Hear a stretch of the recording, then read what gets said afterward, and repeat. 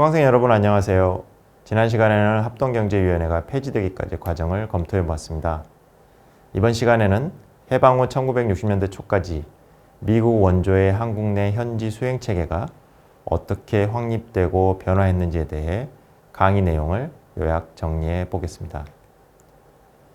1948년 정부 수립 이후 미국의 ECA 원조는 12월에 체결된 한미 원조 협정에 기반해 제공되었습니다. 미국 정부는 이 협정을 통해 한국 정부의 경제정책, 특히 수출입 계획과 외환 배정에 대한 통제권을 획득했습니다.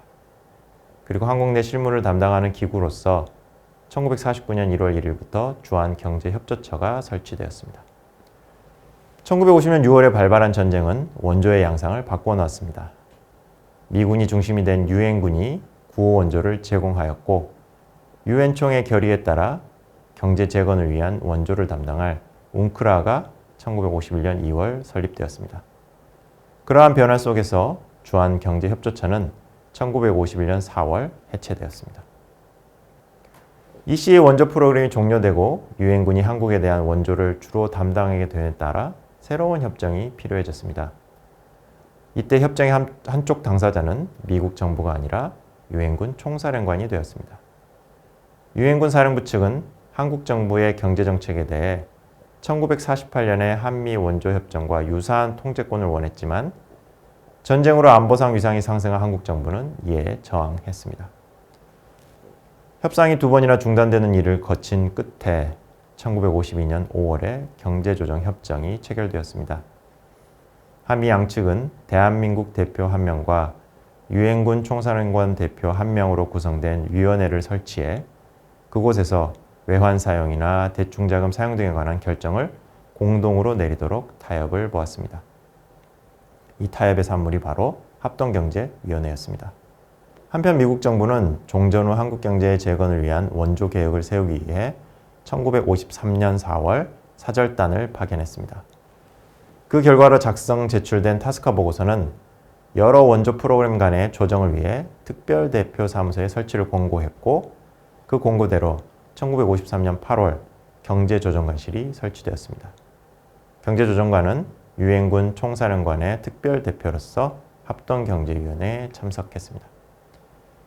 미국 해외원조기구의 현지 사무소는 보통 유솜이라고 불렸는데, 한국의 경우 원조를 제공하는 기관이 여럿이다 보니 이를 조정하기 위해 경제조정관실이라는 독특한 기구가 생겨나게 된 것입니다.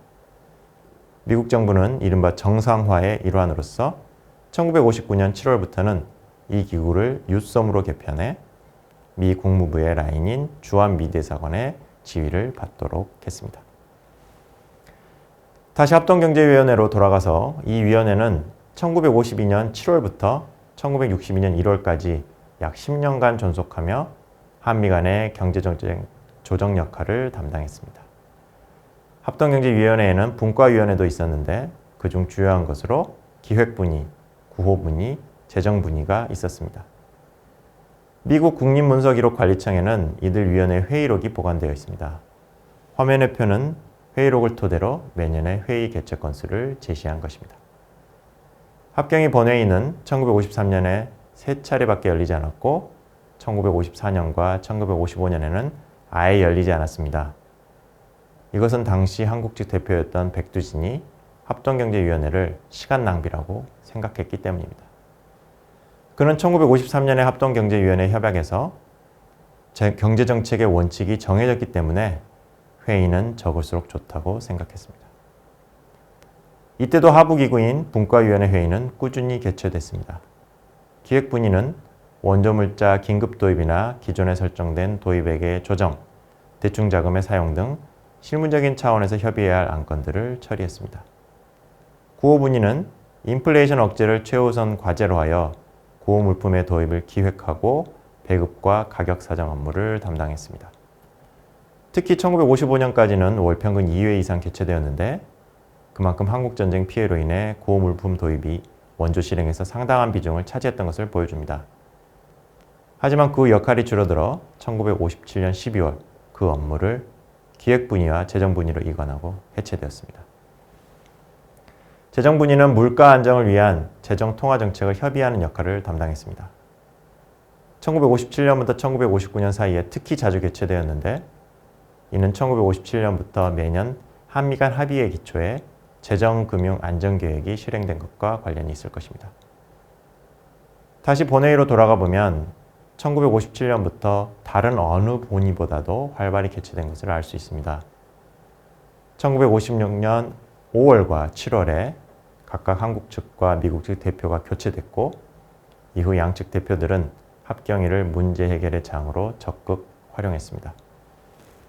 그 과정에서 1960년대 이후 주요한 역할을 하게 될 경제 관료들이 회의에 참석하여 의견을 나누고 학습하는 기회를 얻기도 했을 것으로 생각합니다.